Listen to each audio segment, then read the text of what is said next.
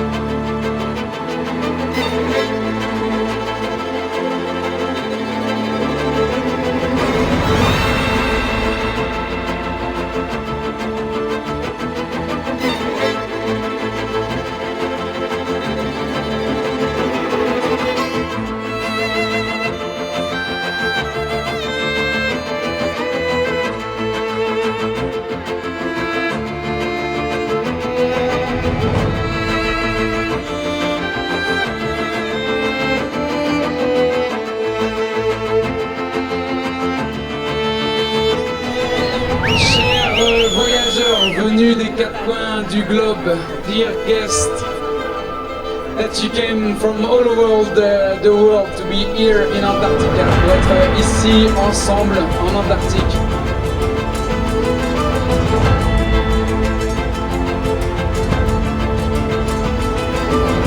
Tonight, on this very ship, in this wonderful bay of Antarctica, under French flag, united in this unique exploration with this pristine continent, this land of science and peace, we will celebrate together the transition to the new year. 9, 8, 7, 6, 5, 4, 3, 2, 1.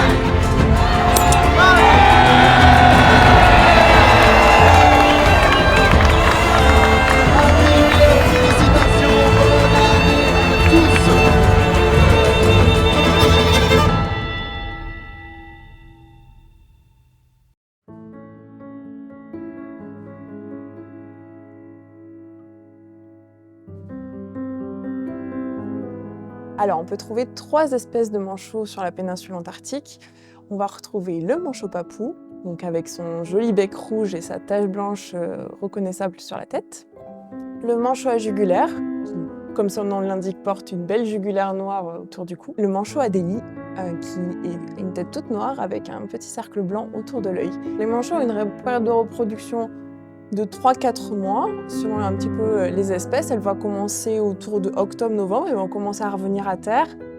Vous avez les 2 partenaires qui vont chercher leur ancien partenaire de l'année dernière ou un nouveau partenaire selon si la précédente reproduction s'est bien passée et si le partenaire est revenu. Et puis ils vont commencer les parades, alors c'est assez joli, ils vont parader les uns en face des autres. Et puis la reproduction va commencer, il va y avoir l'accouplement et enfin l'œuf qui va arriver autour du mois de décembre. Et l'œuf va être couvé pendant 30 à 32 jours. Et ensuite, on aura un poussin qu'on va peut-être pouvoir commencer à observer dans les jours à venir. Juste avant de pondre leurs œufs, ils vont commencer à construire un petit nid.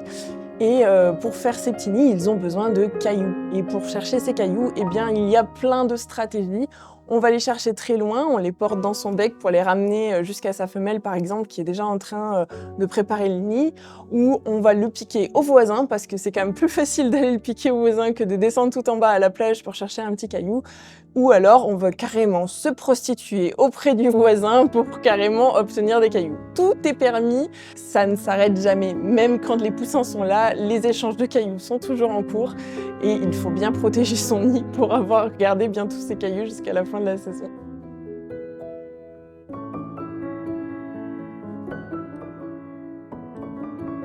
Une fois que la saison des reproductions est terminée, quand le petit est assez grand pour subsister tout seul, il va commencer à muer, il va avoir ses plumes d'adulte qui vont arriver et ensuite, ça sera le moment de partir en mer.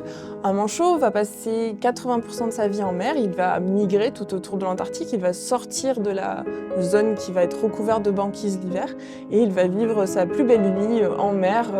On associe souvent le manchot à un animal plutôt maladroit qui a tendance à tomber, il n'est pas très à l'aise sur terre, mais j'aime beaucoup dire qu'ils sont quand même très très forts et qu'ils sont même courageux parce qu'on les voit souvent monter très très haut en altitude pour aller trouver un patch de terre libre de glace et pour pouvoir poser leurs œufs. Donc ils sont capables de faire beaucoup de choses pour pouvoir se reproduire et donc ils sont quand même très très braves.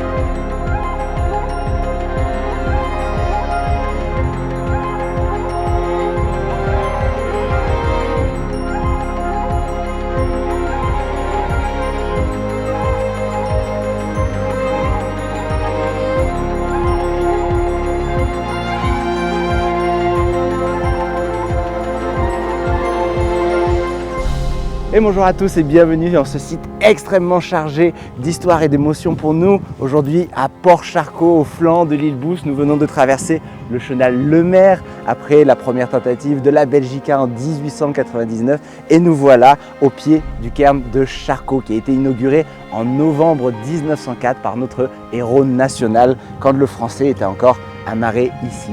C'est une des zones qui a été au début de l'exploration scientifique au début du XXe siècle les plus explorées. On a d'abord la Belgica qui a traversé, on avait d'Allemagne qui avait fait un premier repérage de la région, c'était un baleinier qui n'avait pas pris la peine de cartographier la région. La Belgica est allée un peu plus au sud pour son hivernage dans la banquise et Charcot quant à lui était resté une année sur l'île. Nous sommes donc ici sur le lieu du premier hivernage de Charcot, de sa première exposition à bord du Français dans laquelle il a passé de janvier 1904 jusqu'en novembre 1904, 10 mois dans la baie de la Salpêtrière, nommée en hommage au père, en regardant au loin l'île Plénaud qui normera un peu plus tard dans l'histoire quand il reviendra lors de sa deuxième expédition qu'il va pratiquer sur l'île de Petermann, où nous serons ensemble aujourd'hui. L'île de Petermann où il est venu avec le pourquoi pas entre 1908 et 1910 à Port-Circoncision avec un bateau un petit peu mieux préparé. Quand Charcot découvre l'île Bousse et son futur lieu d'hivernage, il ne le sait pas encore et qui se tient ici même, il a ces très beaux mots au sujet de l'île de Jeanne. Il dit « C'est tellement beau que je me demande si je rêve et je voudrais que ce rêve dure pour toujours ». Voici les mots de Charcot quand il a découvert l'endroit et je crois que vu le temps que nous avons aujourd'hui, on comprend pourquoi.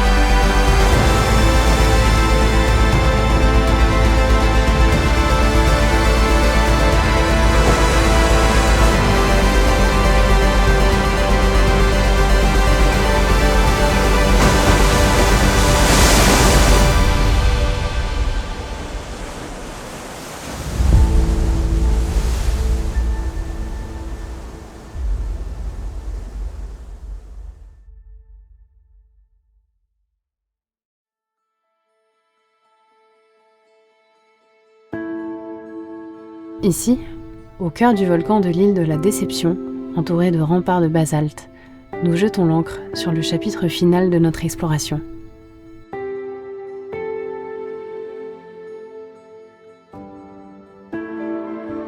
Sur la plage de Whalers Bay gisent les carcasses d'une statue.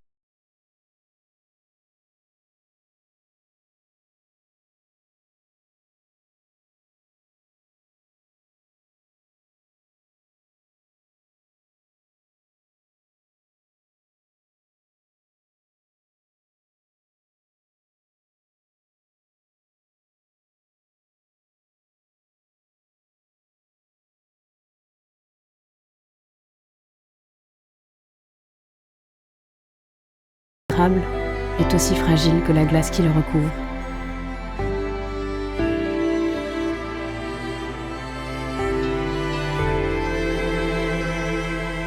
Alors que les accords du traité sur l'exploitation de l'Antarctique prendront fin en 2048 et que le réchauffement climatique ne cesse d'accélérer la fonte des glaciers et la propagation de terribles maladies, tous les regards se tournent vers l'Antarctique.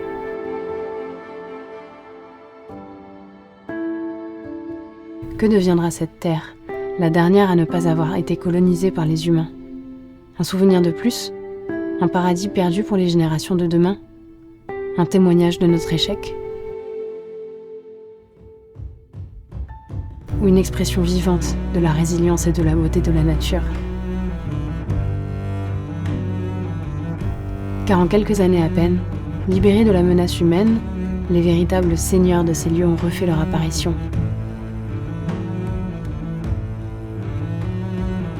Les phoques rescapés ont fondé de nouvelles colonies. Les baleines survivantes ont repris leur balai dans ces paysages d'infini. Et c'est muni d'appareils photo au lieu de harpons que les humains viennent désormais leur rendre visite.